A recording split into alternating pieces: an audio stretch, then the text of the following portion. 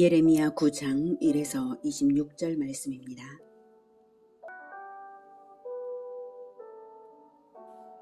9장.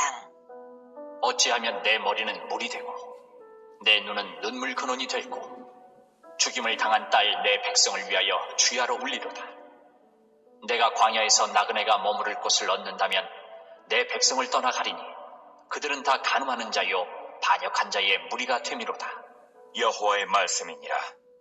그들이 활을 당긴 같이 그들의 혀를 놀려 거짓을 말하며 그들이 이 땅에서 강성하나 진실하지 아니하고 악에서 악으로 진행하며 또 나를 알지 못하느니라. 너희는 각기 이웃을 조심하며 어떤 형제든지 믿지 말라. 형제마다 완전히 속이며 이웃마다 다니며 비방함이라.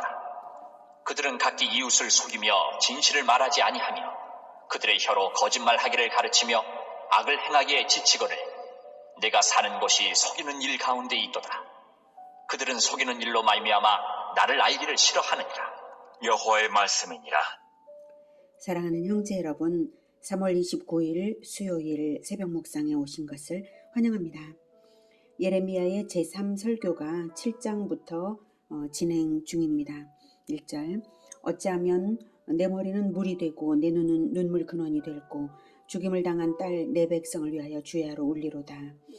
아무리 울어도 다 표현할 길이 없는 슬픔이므로 유다가 받을 심판이 너무 처참하여서 아무리 울어도 그 아픔을 다 나타내기에 충분하지가 않다는 말입니다. 그런데 이게 딸 내 백성을 위하여라고 말씀하시는 것을 보면 예레미야의 마음이 하나님께 이제 이입이 된 것을 알 수가 있습니다. 하나님께서 그렇게 울고 계신 것이죠. 2절. 내가 광야에서 나그네가 머무를 곳을 얻는다면 내 백성을 떠나가리니 그들은 다 간음하는 자요 반역한 자의 무리가 되미로다. 네. 하나님께서 어떻게 광야에서 나그네가 머무를 곳 움막에서 움막을 얻어서 거기에서만 살 수가 있으시겠습니까? 불가능한 것이죠. 그런데 정말 그렇게라도 하기를 원한다라는 거예요. 처참한 심판을 초래하는 악한 자들과 함께 예루살렘의 공기를 마시는 것조차 너무나 혐오스러워서 차라리 광야에서 움막을 얻어 살았으면 좋겠다. 이렇게 하는 것입니다. 타락한 세상 속에서 이런 마음이 있어야 하나님의 사람일 것입니다. 이런 영적 긴장과 문제의식이 없다면 세파에 함께 물들어버릴 위험이 있는 것이죠. 그러므로 하나님의 사람들은 애통하는 사람들일 수밖에 없습니다. 주님, 우리로 하여금 애통하는 마음을 잃지 않게 하여 주시옵소서. 3절. 여호와의 말씀이니라. 그들이 활을 당김같이 그들의 혀를 놀려 거짓을 말하며 그들이 이 땅에서 강성하나 진실하지 아니하고 악에서 악으로 진행하며 또 나를 알지 못하느니라. 화살이 상대방을 죽이듯이 거짓말로 이웃에게 치명적인 상처를 가한다는 의미입니다. 원래 혀는 하나님을 찬송하도록 지음받은 기관이잖아요. 그런데 이것이 길들여지지 않을 때 쉬지 않고 악과 독을 거침없이 뿜어내는 것입니다. 하나의 거짓말은 또 다른 거짓말을 배태함으로 악에서 악으로 진행되어 나가게 되어 있습니다. 그런데 하나님을 안다고 하는 선민 유다 백성들이 그러고 있으니까 10계명 중 제9계명을 어기는 것이고 하나님을 알지 못하는 자라고밖에 할 말이 없는 것이죠. 얼마나 거짓이 만연되었는지 어떤 형제든지 믿지 말고 4절에서 각기 이웃을 조심하며 어떤 형제든지 믿지 말라라고 말하고 있습니다. 그리고 이웃마다 다니며 비방하고 또 거짓말하기를 가르쳐. 5절에 보면 거짓말하기를 가르치기까지 합니다. 아주 지치도록 악을 행하는 것입니다. 악을 행하기에 지치거늘. 거짓말하고 변명하고 합리화를 하고 비방하여 넘어뜨리느라 많은 수고를 하는 어리석은 유다 사람들입니다. 6절. 내가 사는 곳이 속이는 일 가운데 있도다. 그들은 속이는 일로 말미암아 나를 알기를 싫어하느니라. 여호와의 말씀이니라. 완전히 거짓에 둘러싸여서 살고 있는 중병이 된 예루살렘입니다. 속이는 마음으로 가득 차 있으므로 하나님을 알기를 싫어합니다.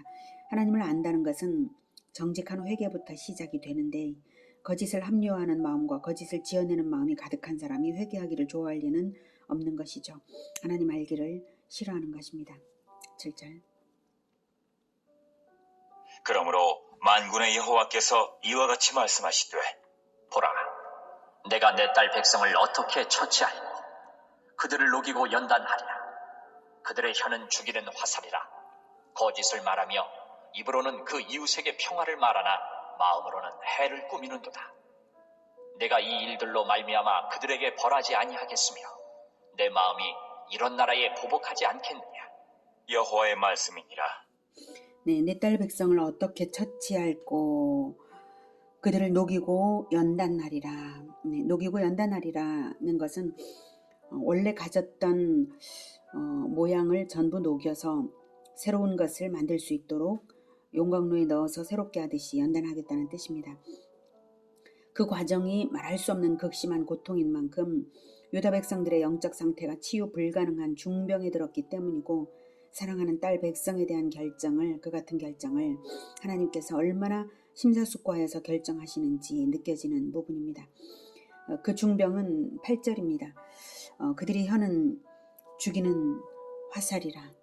거짓을 말하며 입으로는 그 이웃에게 평화를 말하나 마음으로는 해를 꾸미는도다. 3절에서도 그 말씀을 하셨죠.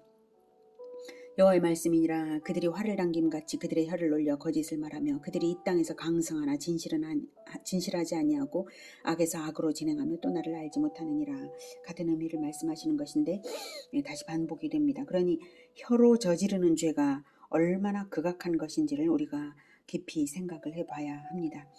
야고보서 3장 6절에서는 혀는 곧 불이요 불의의 세계라. 혀는 우리 지체 중에서 온몸을 더럽히고 삶의 수레바퀴를 분리사르나니 그 사르는 것이 지옥불에서 나느니라 라고 말씀하셨습니다. 혀가 우리 지체 중에서 우리 온몸을 더럽히는 부분입니다. 혀가 우리 영혼 자체를 더럽히고 우리 온 행실을 다 더럽히는 그러한 것이 바로 혀에서 나오는 것입니다. 혀로 지옥을 만들어내는 것입니다. 유다의 상태가 그러해서 용광로의 연단을 결정하셨음을 생각할 때에 우리 사회의 언어 현상이 악한 것을 보면 소스라치게 놀라면서 그것을 고치기 위해 애써야 함을 알게 합니다. 혀로서 하는 악하지 않은 것, 그것이 무엇이겠습니까? 그것은 기도와 찬양 그리고 사랑의 말, 이거 외에는 없습니다. 언어가 영이고 사람입니다. 말을 고쳐야 하는 것입니다. 10절. 내가 산들을 위하여 울며 부르짖으며 광야 목장을 위하여 슬퍼하나니 이는 그것들이 불에 탔으므로 지나는 자가 없으며 거기서 가축의 소리가 들리지 아니하며 공중의 새도 짐승도 다 도망하여 없어졌음이라. 내가 예루살렘을 무더기로 만들며 승냥이 굴이 되게 하겠고 유다의 성읍들을 황폐하게 하여 주민이 없게 하리라. 네, 아담의 범죄로 인해서 땅이 저주를 받았잖아요. 그렇듯이 유다 백성들의 죄로 인해서 젖과 꿀이 흐르던 땅이 이제 불에 타고 지나는 자가 없고 공중의 새와 짐승도 도망하여 없어져 버리는 그러한 처참함이 있을 것입니다. 그것을 보면서, 그러한 국토를 보면서 울며 부르짖으며 슬퍼하지 않을 수 없는 예레미야입니다. 하나님께서는 예루살렘을 무더기로 만들며 승냥이 굴이 되게 하겠다고, 즉 성전까지 파괴하시겠다는 뜻입니다. 그들이 우상을 숭배하면서도 성전에서 제사하는 한 안전과 번영이 보장되리라고 생각을 하면서 하나님의 법도는 무시한 데 대한 심판입니다. 12절부터 심판의 이유를 분명하게 말씀을 하십니다. 지혜가 있어서 이 일을 깨달을 만한 자가 누구며 여호와의 입의 말씀을 받아서 선포할 자가 누구인고 이 땅이 어찌하여 멸망하여 광야같이 불타서 지나가는 자가 없게 되었느냐. 여호와께서 말씀하시되 이는 그들이 내가 그들의 앞에 세운 나의 율법을 버리고 내 목소리를 순종하지 아니하며 그대로 행하지 아니하고 그 마음의 완악함을 따라 그 조상들이 자기에게 가르친 바알들을 따랐습니다. 그러므로 만군의 여호와 이스라엘의 하나님께서 이와 같이 말씀하시니라. 보라, 내가 그들 곧 이 백성에게 쑥을 먹이며 독한 물을 마시게 하고 그들과 그들의 조상이 알지 못하던 여러 나라 가운데에 그들을 흩어버리고 진멸되기까지 그 뒤로 칼을 보내리라 하셨느니라. 네, 심판의 이유는 율법을 버리고 내 목소리를 순종하지 아니하며 그대로 행하지 아니하고 그리고 그 마음의 완악함을 따라 그 조상들이 자기에게 가르친 바알들을 따랐음이라고 말씀하십니다. 조상적부터 하나님은 오래 기다리셨지만 하나님의 목소리를 순종하지 않고 행함이 없으므로 이제는 가망이 없는 때가 된 것입니다. 그래서 그들을 흩어버리고 진멸되기까지 그 뒤로 칼을 보내리라 라고 하시는데요. 문자적인 진멸로 보기보다는 진멸이라도 할 것처럼 바벨론 군사들이 도망치는 자들을 추격하며 칼로 죽인다는 그런 뜻이고요. 포로 생활조차 결코 평탄한 것이 아님을 알 수가 있습니다. 그러니 12절에 말씀하신 것처럼 지혜가 있어서 이 일을 깨달을 만한 자가 누구며 여호와의 입의 말씀을 받아서 선포할 자가 누구인고 이렇게 탄식하시는 하나님의 마음에 공감되어야 됩니다. 제발 지혜가 있어서 이 일을 깨달을 만한 자를 하나님은 간절히 원하시는 것입니다. 여호와의 입의 말씀을 받아서 선포할 자를 간절히 원하시는 것입니다. 자기 말을 할 자가 아니라 여호와의 입의 말씀을 받아서 선포할 자, 그가 필요한 것이죠. 깨달은 마음으로 말씀을 선포하는 자가 되어야 하는 것입니다. 그러는 사람들이 없어서 예루살렘이 망한 것이니까요. 예레미야 하나로는 역부족이었던 것이니까요. 지금 우리 사회와 한국 교회에 대해서도 진단을 바르게 하고 지혜가 있어서 이 일을 깨달을 만한 자가 되고 여호와의 입의 말씀을 받아서 선포할 자들이 나오기를 하나님은 간절히 바라시고 계십니다. 하나님의 말씀을 바르게 선포하는 자들이 없으면 망하는 것입니다. 17절. 만군의 여호와께서 이와 같이 말씀하시되 너희는 잘 생각해보고 곡하는 부녀를 불러오며 또 사람을 보내 지혜로운 부녀를 불러오되 그들로 빨리 와서 우리를 위하여 애곡하여 우리의 눈에서 눈물이 떨어지게 하며 우리 눈꺼풀에서 물이 쏟아지게 하라. 이는 시온에서 통곡하는 소리가 들리기를 우리가 아주 망하였구나. 우리가 크게 부끄러움을 당하였구나. 우리가 그 땅을 떠난 것은 그들이 우리 거처를 헐었음이로다. 함이로다. 부녀들이여 여호와의 말씀을 들으라. 너희 귀에 그 입의 말씀을 받으라.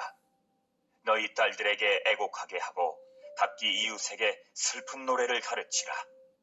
무릇 사망이 우리 창문을 통하여 넘어들어오며 우리 궁실에 들어오며 밖에서는 자녀들을 거리에서는 청년들을 멸절하려 하느니라. 너는 이같이 말하라. 여호와의 말씀에 사람의 시체가 분토같이 들에 떨어질 것이며 추수하는 자의 뒤에 버려져 거두지 못한 곡식단같이 되리라 하셨느니라. 그 당시 장례를 할 때면 직업적으로 곡하는 여인들이 있어서 곡을 하게 했었는데요. 곡하는 여인들이라도 불러서 슬픈 만가를 부르게 하여서 유다의 임박한 진노에 합당한 슬픔을 억지로라도 자아내게 하라는 말입니다. 진노의 심판에 직면했는데도 아무 두려움을 느끼지 못하는 무딘 마음을 가진 유다 백성들이기에 그런 말을 하는 것이고요. 이제라도 급히 슬픔을 느끼고 제발 회개하라는 것이죠. 전쟁의 참화로 추풍 낙엽처럼 이제 죽어갈 것이기 때문입니다. 23절. 여호와께서 이와 같이 말씀하시되 지혜로운 자는 그의 지혜를 자랑하지 말라. 용사는 그의 용맹을 자랑하지 말라.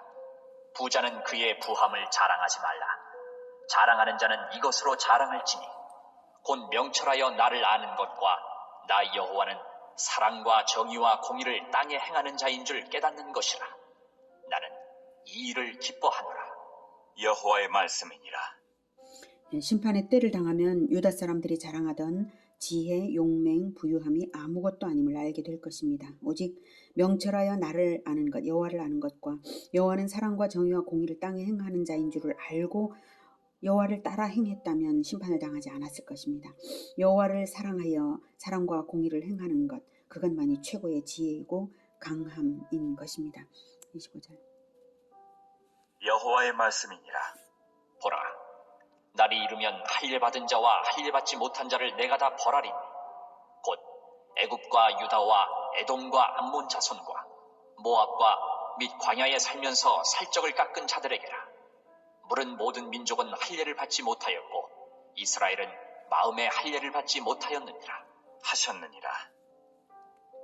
최종적인 심판은 형식적 종교 행위를 했냐 안 했냐가 아무 상관이 없고요. 마음의 할례를 받은 자로서 마음과 행위가 온전히 거룩하여서 하나님 백성으로 살았느냐, 그것만 중요할 따름입니다. 할례가 무엇인가요?